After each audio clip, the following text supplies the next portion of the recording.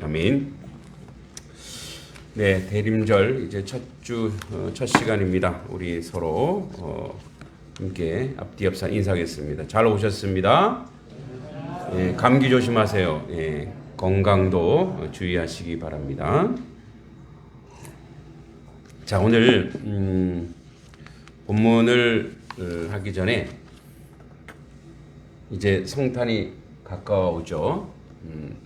이제 12월 25일 또 우리가 그때는 성찬 예배로 준비도 하고 있는데, 그러니까 이제 우리가 크리스마스 트리를 딱 꺼내 보니까 이렇게 딱 예비되어 있는 거예요. 뭐가 예비되어 있을까요? 여러분들이 이제 집에서 장식을 여기다 하라고 이렇게 깨끗하게. 예. 요 이제 두 개는 우리 이은희 집사님이 집에서 애들 방에서 떼갖고 왔대요. 그러니까 여기다가 하라고. 깔끔하죠. 예, 양쪽 둘이. 방송 보는 분들은 무슨 말인지 모르는데, PD는 이 앞으로 오셔야 돼요. 왜냐하면 또 우리가 오늘 화면을 좀 보셔야 되니까. 앞쪽으로 와 계세요. 자, 이사야는 예수님이 오시기 전에 600년에서 700년 사이의 예언자예요. 그러니까 이사야를 우리가 구약의 복음서라 합니다. 이사야가 총 몇 장으로 되어 있는 66장으로 되어 있죠. 아주 공교롭게도 여러분, 이 장절은 후대 1500년경에 성경을 편하게 보려고 해놓은 것입니다. 편하게 보려고 해놓은 것이지 원래 성경에 장절이 있었던 건 아니에요. 이제 66권으로, 자, 66장으로 되어 있는데 39장까지는 구약적 메시지예요. 이렇게 혼내고 똑바로 살아. 근데 그 뒤에 27장은 신약적 그 메시아에 대한 예언을 쭉 이야기합니다. 그래서 구약의 복음서라고 합니다. 오늘 본문의 배경이 이제 9장이 뭐냐면, 이제 이사야가 그 살았던 시대가 있어요. 시대. 자, 그러면 지도를 좀 볼게요. 네, 화면도 지도로 가봅시다. 지금 보면 저 위에 아수르라는 나라가 있어요. 아시리아, 우리가 잘 아는. 여러분, 이 아시리아가 얼마나 잔인한지 모르시죠? 포로를 데려다가, 아침부터 이런 말 죄송합니다, 껍데기를 다 벗깁니다, 사람. 그러니까 그 정도로 잔혹한, 세계 역사에서도 전무후무하게 잔혹한 그런 아시리아 또는 아수르라고 하죠. 이 아수르의 별명이 뭐냐면 정복이에요, 정복. 무조건 만만하면 그냥 내리치는 거예요. 그렇게 내리쳐서 북이스라엘이 끝납니다. 우리로 치면 이제 북한이 이제 722년에 BC 720년에 점령당해요. 그리고 포로 생활하죠. 그리고 이제 오늘 이사야가 있던 시대, 아직 이사야가 있던 시대는 586년 전이기 때문에, BC 586년 전이기 때문에 아직 안 망했어요. 그때 이사야가 남유다의 예언자로서 이제 북이스라엘도 마찬가지지만 막 예언합니다. 그러면서 우리가 너무나 잘 알고 있는 이제 열왕기하에 나오지만 히스기야 알죠?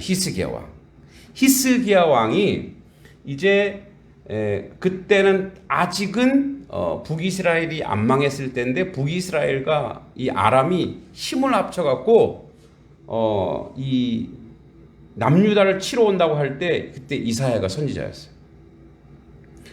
그래서 이제 히스기야 왕은 종교개혁을 했잖아요. 응? 종교개혁을 해서 그래도 하나님 앞에 바로 서려고 이거를 남의 힘을 의지하지 않고 기도를 했어요. 하나님, 어떻게 하면 살려주십시오. 그랬더니 이제 이사야를 통해서 예언합니다. 걱정하지 마. 이제 바벨론 바벨론 왕국이 쳐들어왔을 때, 요 히스기야 아수르 말고 아수르가 쳐들어왔을 때, 그 사내립의 우두머리로 왔을 때 완전히 끝내버릴게. 그 정말 그렇게 기도하고, 그래서 아무것도 없어요. 무슨 정할 게 아무것도 없는데 기도하고 일어나서 딱 보니까 18만 5천 명이 몰살당합니다. 역사적으로 그것이 패스트가 전염병이 돌았다는 설도 있고 여러 가지 설이 있지만 이제 인류 역사에서도 나옵니다. 18만 5천 명이 하루아침에 몰살을 당합니다. 그것이 우리가 잘 알고 있는 열왕기하에 분명히 나오죠. 그래서 열왕기하 19장에 제가 한번 읽어보겠습니다. 19장 1절에 히스기야 왕이 듣고 옷을 찢고 굵은 배를 두르고 여호와의 전에 들어가서 왕궁의 책임자인 엘리야김과 서기관 셈나와 제사장 중 장로들의 굵은 배를 둘러 아모스 아들 선지자 이사야에게 보내매. 그래서 이제 이사야가 예언을 하고 19장 35절에 이 밤에 여호와의 사자가 나와서 아수르 진영의 군사 18만 5천 명을 친지라. 아침에 일찍 일어나 보니 다 송장이 되었더라. 그러니까 그런 이제 배경을 가지고 있던 그런 나라예요. 예, 또 지도 나옵니다. 예, 지도 또 나옵니다. 자, 그러면 오늘 나오는 1절에 나오는 이제 납달리 스불론 땅이 어디냐?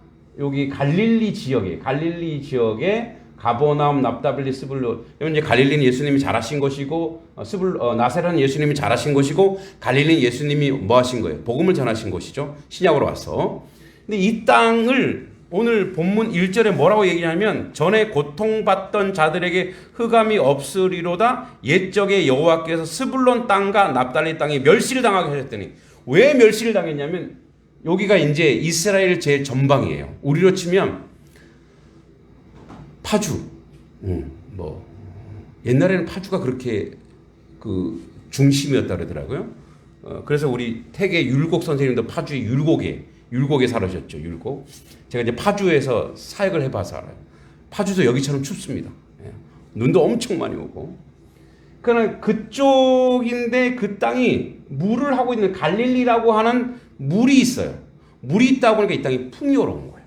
그러니까 어떻게 위에서 막 쳐들어 내려오는 거예요. 여기가 이제 지정학적 위치로서 가장 좋은 전략적 요충지거든요.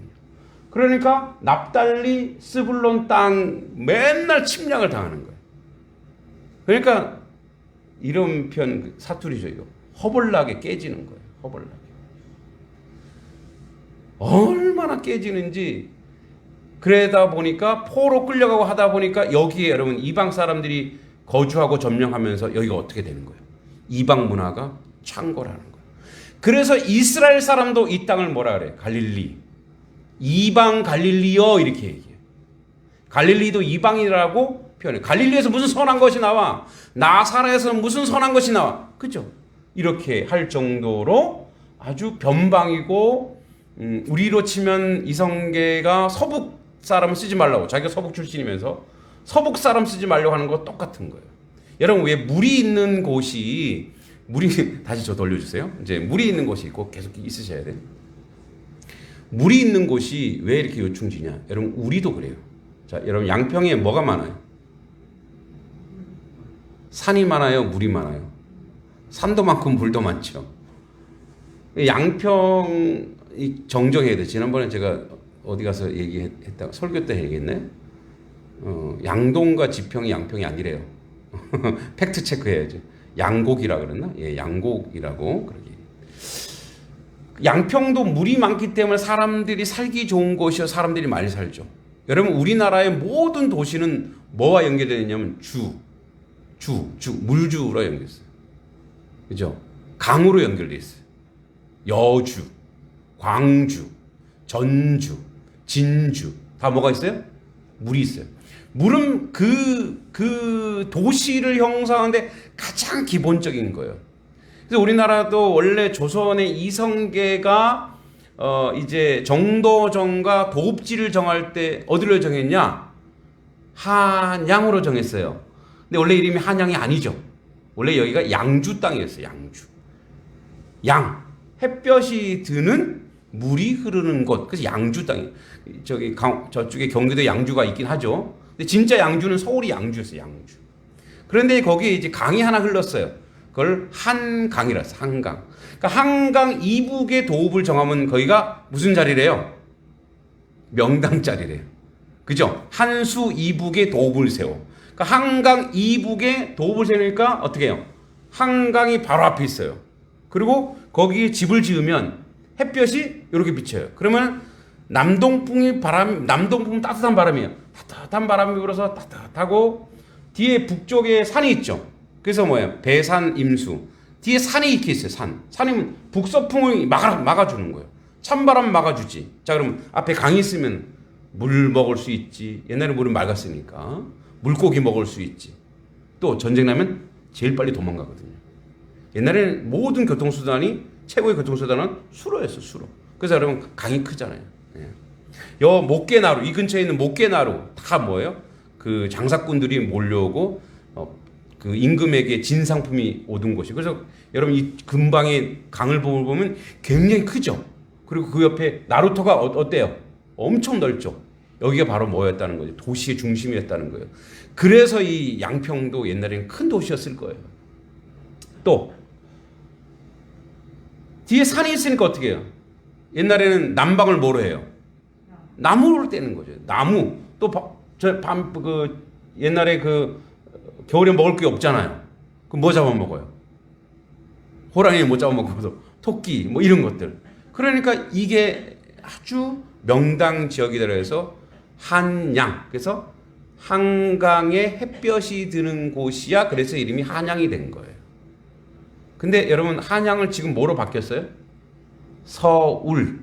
서울은 원래 고유명사가 아니에요.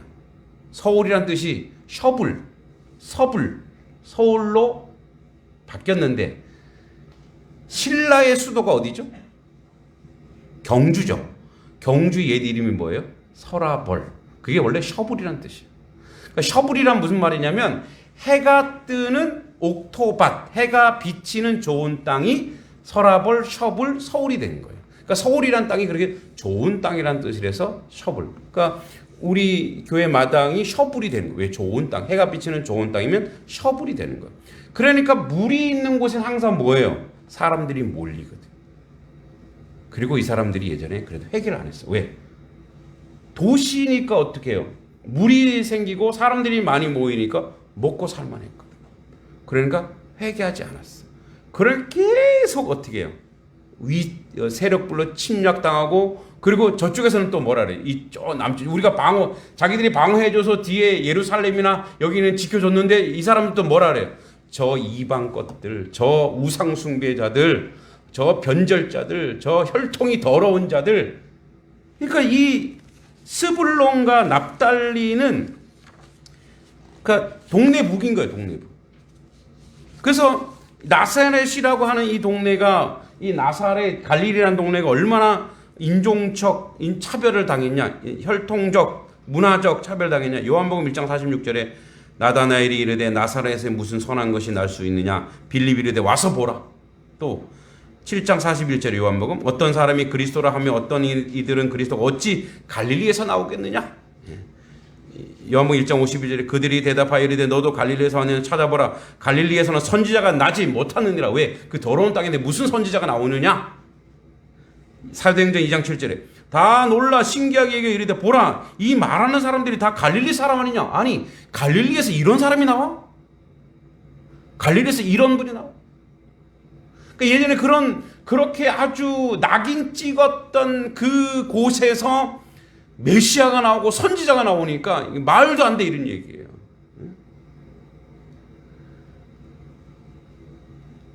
양평에 단석교회가 있는 줄 믿습니다. 아멘이 작아서 제가 힘이 빠지네요. 이 지역에 사람들이 시골이야 촌이야 하는 이 지역에 단석교회가 있는 줄 믿습니다. 무슨 뜻인지 아시죠? 예수 그리스도의 복음이 온전히 전파되면 그곳이 하나님의 뜻을 이루는 그런 땅이라는 것을 이야기하고 있습니다. 자, 그러면 그곳에 어떤 일이 벌어지는지 2절, 3절 같이 한번 읽어보도록 하겠습니다. 시작. 흑암에 행하던 백성이 큰 빛을 보고 사망의 그늘진 땅에 거주하던 자에게 빛이 빛이었도다. 주께서 이 나라를 창성하게 하시며 그 즐거움을 더하게 하셨으므로 추수하는 즐거움과 탈취문을 나눌 때의 즐거움 같이 그들이 주 앞에서 즐거워하오니. 마지막 지도 하나 더 볼까요? 네. 아까 포로 얘기를 잠깐 했죠. 이제 이 바벨론 저쪽에 아수르를 통해서 예루살렘까지 1차, 2차, 3차 이 포로 생활합니다. 여러분 이 포로 거리가 어느 정도냐? 포로는 무슨 가다가 쉬는 시간 없죠. 가다가 못 가면 다 죽여버리는 거예요. 이러한 노예와 포로로 주권이 없는 그런 인생을 사는 거죠. 우리도 일제강점 하에 징용, 징병, 그죠? 또 최근에 우리 이런 많은 문제들이 있긴 하지만 이러한 수천 킬로, 수만 킬로를 마차를 타고 가요. 걸어서 그것도 묶여서 끌려가는 거예요. 최소한의 그냥 기운만 있을 만큼의 그런 양식을 통해서 노예로 그렇게 사는 거예요. 그 포로 생활 70년 고난과 고통의 세월을 이 이스라엘 사람, 특히 스불론과 납달리, 예루살렘 모든 사람들이 고통받았던 그곳에 이제 그래서 그곳에 무엇이냐? 흑암. 네, 이제 저를 비치고 복귀하시면 됩니다. 흑암에 행하던 백성이 큰 빛을 보고 흑암으로 살았던 사람이요. 사망의 그늘진 땅에 거주하던 자에게 빛이 빛이었도다. 자, 이사야서는 예수님이 오시기 전 700년 전에 예언하는 거예요. 그러니까 이런 땅에 큰 빛, 즉 예수 그리스도가 오실 것이고 그늘진 땅에 거주하던 자에게 빛이 빛이었도다. 또 주께서 이 나라를 창성하게 하시며 그 즐거움을 더하게 하셨으므로. 자, 여기 3절에 반복적으로 나오는 말씀이 있어요. 3절 다시 한번 읽어보겠습니다. 시작. 주께서 이 나라를 창성하게 하시며 그 즐거움을 더하게 하셨으므로 추수하는 즐거움과 탈취물 나눌 때의 즐거움 같이 그들이 주 앞에서 즐거워하오니. 뭐가 계속 반복되고 있죠? 즐거워, 즐거워, 즐거워, 즐거워. 근데 2절은 뭐냐면 흑암과 그늘진 땅, 사망의 땅에 있던 사람이 즐거움으로 더한대요. 근데 누가? 주님이. 하나님께서 이 나라를 창성, 광대하게 하시고 즐거움을 더하게 하고. 어떤 즐거움? 여러분 농사꾼의 최고의 즐거움은 뭐예요? 추수. 풍년이 되면 얼마나 하면서도 신이 나죠. 풍년의 즐거움. 그 다음에 탈취물을 나눌 때의 즐거움. 이거는 예전의 문화니까 어디 이겨내면 거기 가서 그 탈취물을 나눌 때의 즐거움 같이 그들이 주 앞에서 즐거워. 그러니까 이 즐거움을 비유하기 위해서 주 앞에 얼마나 즐거운지를 이야기하고 있는 겁니다. 자, 이것은 이런 의미가 이 안에 들어 있습니다.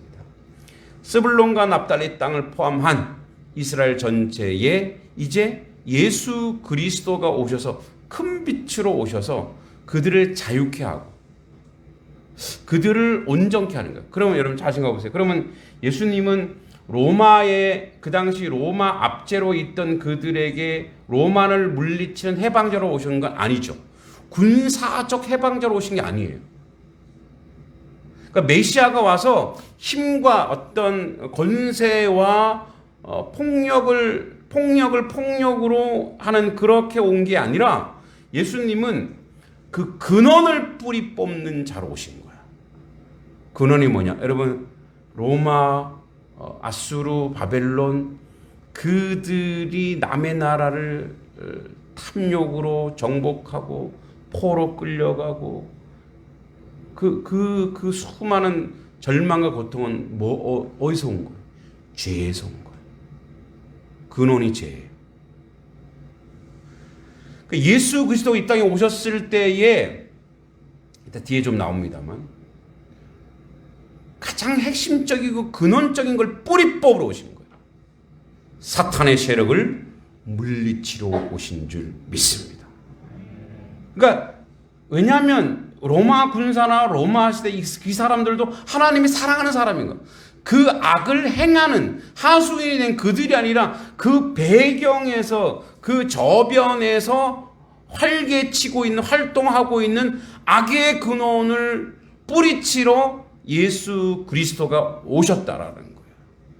그래서 예수 그리스도가 사탄의 세력을 완전히 무너뜨려 하나님의 역사, 즉 평화의 역사, 샬롬의 역사를 이야기할 때에 그것을 알고 있는 이사야가 느끼는 그 즐거움. 그래서 여러분 왜 그런 찬송이 있잖아요. 하나님 나라.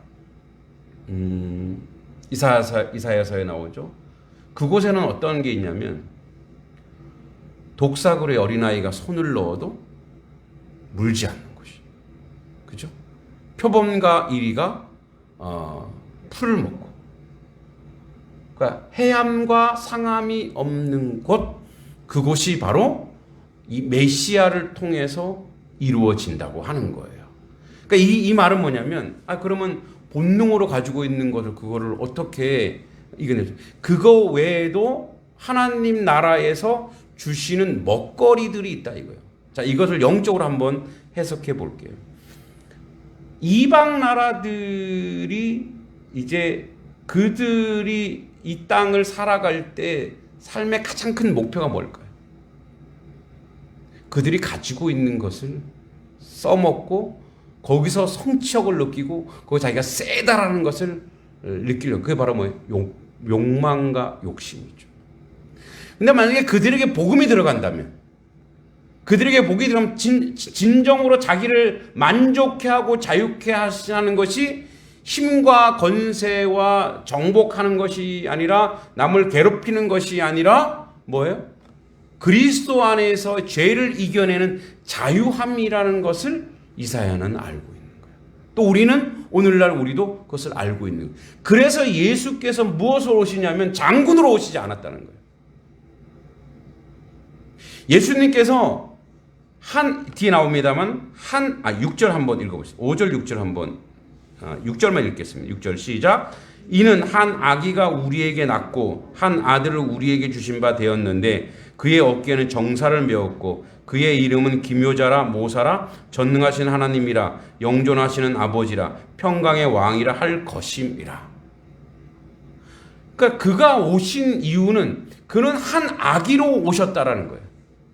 연약한 아기로 오셔서 우리 가운데 오신 거예요. 자, 이제 이 오신 이유, 왜 장군으로 안 오셨는지를 조금 이따 설명하겠지만 이 앞에 계속 얘기하는 대로 그들에게 참 자유와 참 평안은 무엇이냐? 인생에서의 만족이 없기 때문에 그래요. 희망이 없기 때문에 그래요. 지금도 여러분 그 최근에 전 세계에서 무슨 조사를 한 적이 있어요. 한국 사람들에게 조사를 했는데 한국 사람이 가장 중요시 여기는 게 뭐냐? 1등이 뭘까요? 그 유럽 선진국들은 1등이 되게 가족이었어요. 가족. 근데 한국은 가족이 아니었어. 돈이었어. 돈이 과반수를 넘었어요. 그러니까 돈이면 가족도 버릴 수 있는 거예요. 그러니까 돈의 배경이 뭐예요? 만몬이라고 하는 우상숭배가 있어요. 그러니까 뭐예요? 지금도 노예생을 하고 있다라는 거예요. 이미 2000년 전에 예수 그리스도께서 그 사탄의 세력을 밟아 물리쳤음에도 불구하고 그 예수 안에 들어가지 않으면 계속 뭘 사는 거예요? 돈 한다는 거예요. 계속.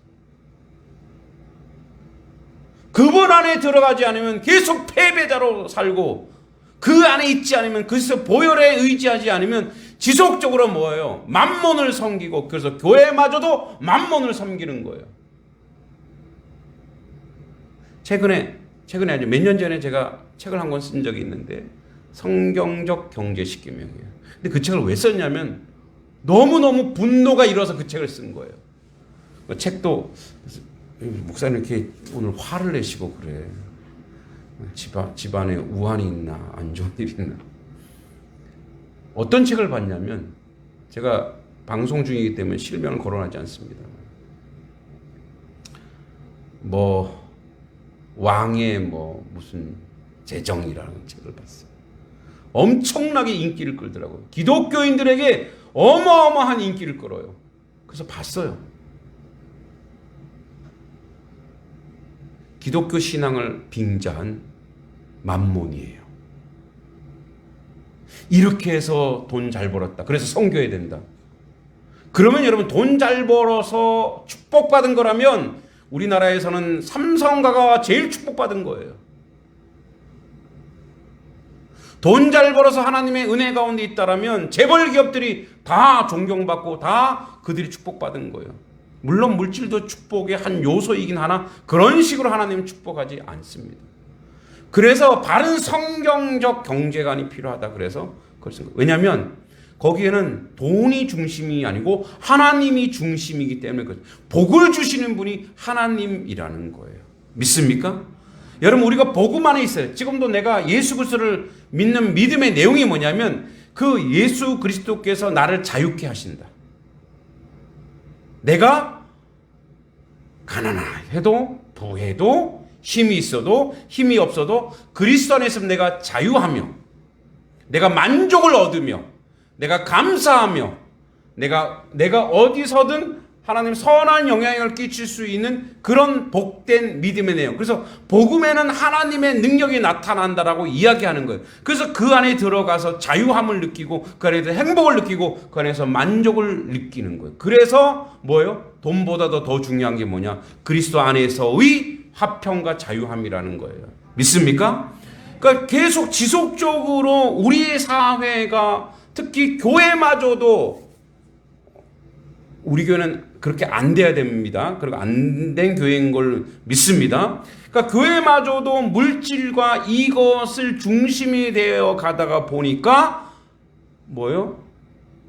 복음이 전해지지 않고 이런 성공이 전해지기 시작하면서 특히 젊은이들은 교회를 떠납니다. 왜냐하면 성공 세미나는 넘치거든요. 예수 이름 팔아 성공 세미나를 하는 거예요. 정확하게 얘기하면 주님께서 이 나라를 창성케 하시고 즐거움을 주님이 주시는데 이 즐거움은 다시 한번 우리 각인해 봅시다. 이 즐거움은 어디서 온다고요? 예수 안에 그리스도를 믿는 믿음에서 온다는 것입니다. 믿습니까? 예수 안에 들어가야 그 만족을 얻는 거예요.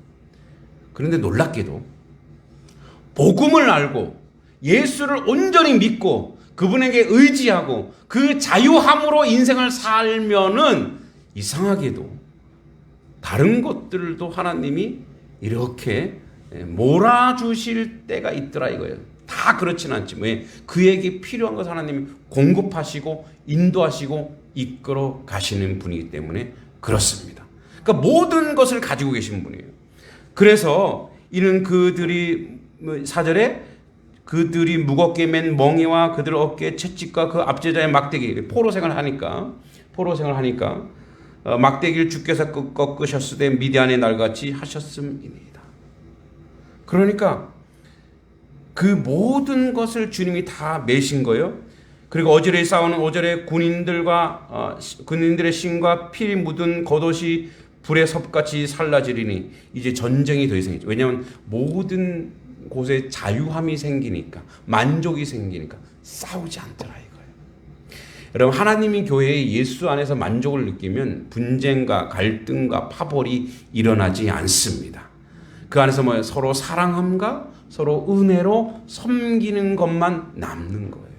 믿습니까? 그러니까 그러한 모든 압제자의 막대 이게 다 뭐예요? 다 불살라버려 필요가 없어지는데요. 나중에는 이 무기, 창과 칼들을 뭐 하는 데 쓰냐면 호미 만들고 낫을 만들고 뭐 하는 데 쓰는 거예요? 예, 이렇게 밭을 가는 데 쓴다는 거예요. 생산적인 것에 쓰더라 이거예요. 생산적인 것에. 하나님이 우리에게 은사를 주셨어요. 우리에게 재능을 주셨어요. 근데 그거를 남을 해치는 데 쓰면 어떻게 돼요? 자기를 자랑하거나 남을 비하하는 데 쓰는 거예요. 하나님 나에게 지식을 주셨어. 그 지식을 가지고 남을 조롱하고 조사하는 데 쓰는 거는 뭐예요? 창과 칼과 똑같아요. 그리스도 안에 거듭난 사람이 아닌 거죠. 근데 그거를 가지고 남을 돕는 데 쓰는 거예요. 남과 함께 하는 데 쓰는 거예요. 이제 저희 교회에서 또 계획하고 있는 공부방을 준비하고 기도하고 있습니다. 또 그것을 위해서 열심히 우리 집사님들, 특히 남자 집사님들 너무 애쓰고 고생하십니다. 그 하나님이 주신 혹시 부족한 자에게 주신 재능이 있다면 그걸 이 동네 사람들에게 나누고 싶은 거예요. 그런데 그렇게 시작하고 준비했는데 그런 지혜들을 다 모아주시는 거예요. 저도 잘 몰랐어요. 잘 몰랐는데 나라에 지원받을 수 있는 그런 계기도 많더라고요. 그래서 그런 아이디어도 막 이제 주변에서 오는 거예요. 왜? 우리가 칼을 보습으로 만드는 이유가 뭐냐면 생산적인 것을 해서 남들에게 나누기 위한 거거든요. 그러니까 나에게 주신 은사와 재능이 있는데 그 은사와 재능을 하나님 나라 위해서 쓰기 시작하는 순간 그 생산적인 것으로 풍성해지는 거예요. 그런데 자기만을 위해서 쓰면 어떻게 돼요?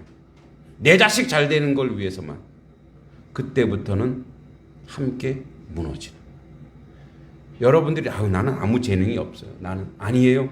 잘 보면 여러분들이 하나님 주신 은사와 재능이 있어요. 그것을 그리스도 안에서 생산적으로 나누기 시작하는 순간 하나님의 역사는 일어날 줄 믿습니다.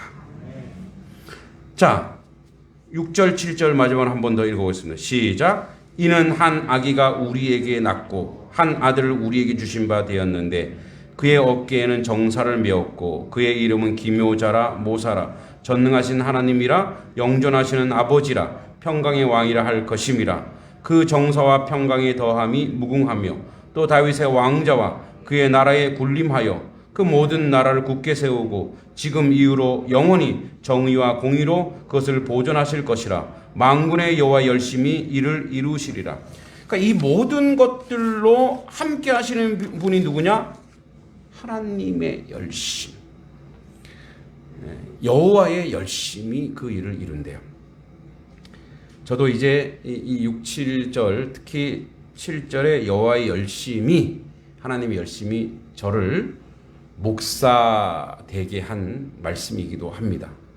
제가 존경하는 이제 남포교회 박영선 목사님 쓴 하나님의 열심이라는 책을 읽고 제가 성경 말고 물론 그것도 성경을 해석한 거니까 제 인생에 가장 충격을 받은 그러한 설교집이고 말씀인데 이 하나님의 열심. 그러니까 우리가 이 모든 것들을 우리가 막 하는 것처럼 현장에 있으니까 여겨지는데 섭리구나.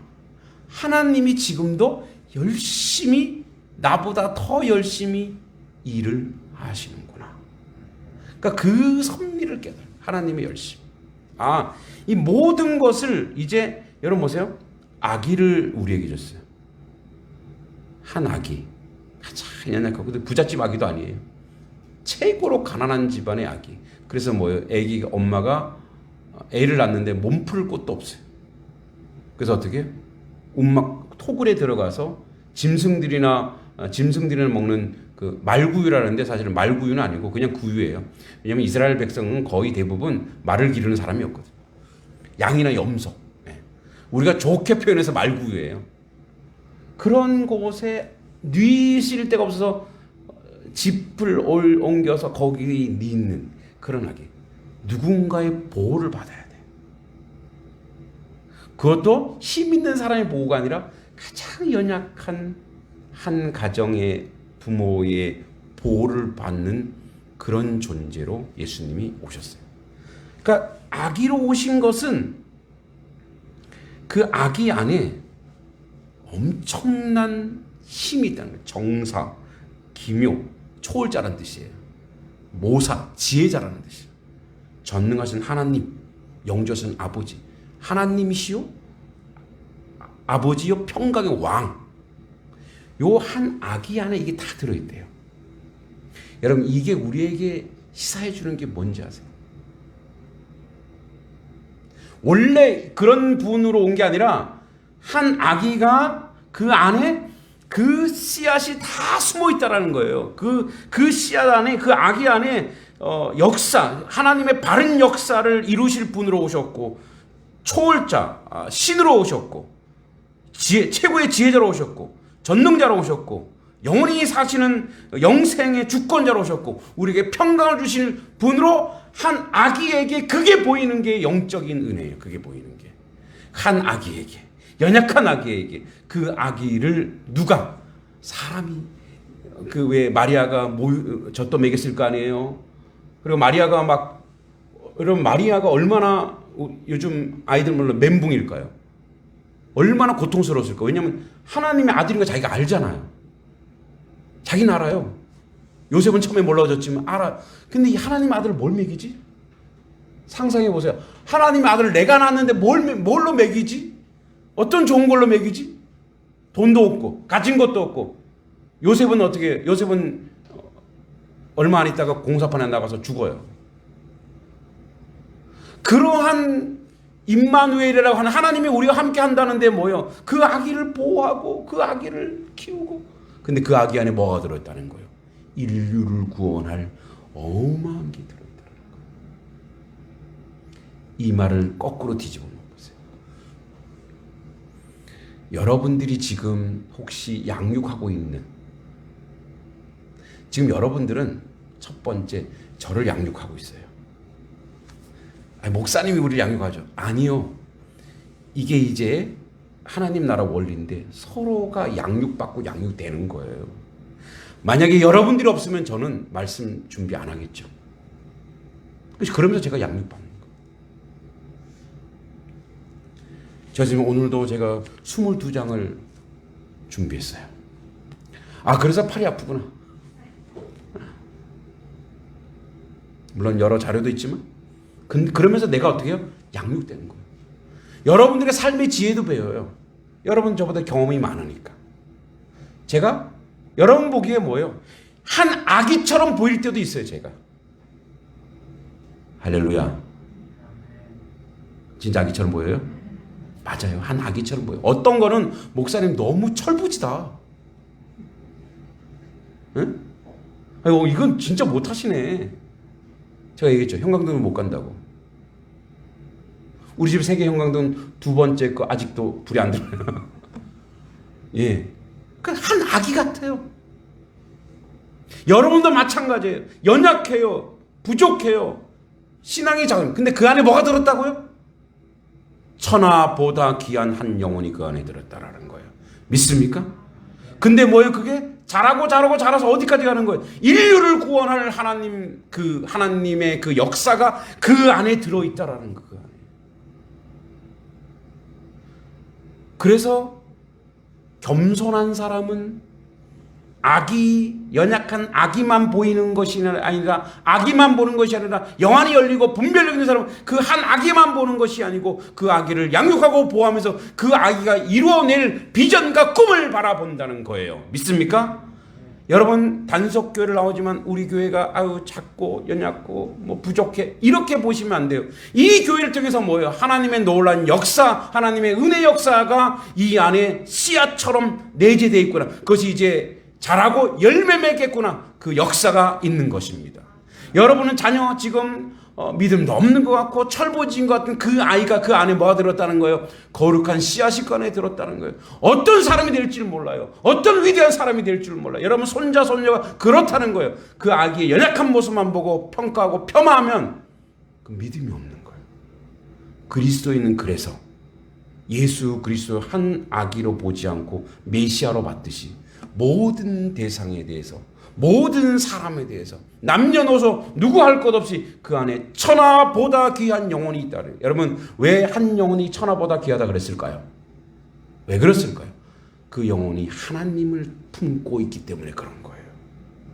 단성리 저 길바닥에 농사짓고 아무것도 모르는 것 같고, 어떤 사람은 불교라 그러고 어떤 사람은 나 상처받았다 그러고, 여러분 거부해도 그 영혼 안에 복음이 들어가면 그 영혼이 어떻게 변화되고 어떻게 바뀔지를 모르기 때문에 그 영혼을 무엇으로 보는 거예요? 예수님 보듯이 보라는 거예요. 믿습니까? 그래서 그걸 자꾸 깨야 돼요. 가봤다 계속 아니에요. 그 영혼을 또 품고 자꾸 기도하다 보면 내 영안이 열려서 그 영혼 이면에 들어있는 하나님의 역사가 보여지는 거예요. 그래서 우리는 섬기면서 은혜 받지만 또 여러분들도 받으면서 은혜 받아요. 그래서 예수님도 뭐예요? 받는 자로 오셨어요. 예수님 오자마자 주는 자로 오신 게 아니에요. 뭐예요? 받는 자로 오셨어요. 받는 거. 그래서 여러분, 주는 자가 복되면서 받는 자도 거기에 반응을 하고, 또 받는 자가 나중에 뭐가 돼요? 주는 자가 되는 거. 주고 받으면서 균형을 이루고 그 균형 안에 소통이 되고 교감이 되면서 하나님의 은혜의 자리, 하나님의 은총의 자리 가는 거예요. 그런데 그 정서와 평강을 더함이 무궁하고 다윗의 왕제 그 나라가 군림하여 그 나라를 굳게 세우고 지금으로 영원히 정의와 공의로 그렇게 이루시는 분이 누구냐? 그렇게 그 안에 메시아적 성품과 씨앗을 심고 우리에게 메시아로 오신 그 주님을, 그 열심을 지금도 하나님이 열심히 신 거예요. 열심히 뜻이 뭡니까? 뜨거울 열자, 마음 심자, 가슴이 뜨겁게, 가슴이 뜨겁게 뜨거운 마음으로 한다는 거예요. 지금도 주님은, 하나님은 우리를 뜨거운 마음으로 사랑하시고 인도하시고 이끌어 가시는 거예요. 지금도 그래서 어떻게 해요? 하나님이 단석교회의 모든 교회에 하나님이 열심히셔서 하나님의 뜻을 이루고 이끌어 갈 줄 믿습니다. 아멘. 하나님의 고집은 뭐예요? 여러분의 고집은 강건하면 요즘 뭐 좀 많이 사시죠? 100세요? 더 강건하면 120세요? 여러분 고집은 아무리 해도 100세가 고집이죠. 하나님의 고집은 알파와 오메가예요. 하나님의 고집은 영원이에요. 영원하신 그 고집으로 우리를 반드시, 그분이 열심히 하여 우리를 반드시 이런 한 아기같이 연약한 주님을 그렇게 그 안에 품게 하사 인류를 구원한 것처럼 우리도 우리 지역에, 우리 가정에, 우리 삶의 근방에 하나님이 열심히 나를 변화시키고 나를 바꾸고 교회를 변화시키고 교회를 바꿔서 지역사회를 복음화시키며 가정을 복음화시키며 우리의 삶을 완전히 바꿀 줄 믿습니다. 그래서 우리에게 예수님이 갔던 그 길이 있어요. 골고다 언덕길, 십자가 지는 자리. 그래서 우리도 그렇게 장성하여 자라서 십자가를 지고 지역사회와 가정을 섬기는 하나님의 온전한 백성 되기를 이 대림절 첫 주에 하나님의 열심이란 이름으로 함께 묵상하고 나눠봤습니다. 기도하겠습니다. 주님, 하나님의 열심히 오늘 단석교회를 이렇게 세우셨고 우리 성도들의 삶의 자리를 만드셨고 또 앞으로도 만드실 것이고 이루실 것을 믿습니다. 그 은혜의 자리, 그 은총의 자리에 서가는 하나님 백성 되도록 인도하여 주시옵소서. 부족한 종도 아버지 아기 같지만 잘하고 있고 우리 연약한 성도님들도 그렇게 잘하면서 하나님의 그 교회가 더욱더 든든하고 선하고 아름답게 세워질 줄 믿습니다. 함께하여 주실 줄 믿고 예수님의 이름으로 간절히 기도하옵나이다. 아멘.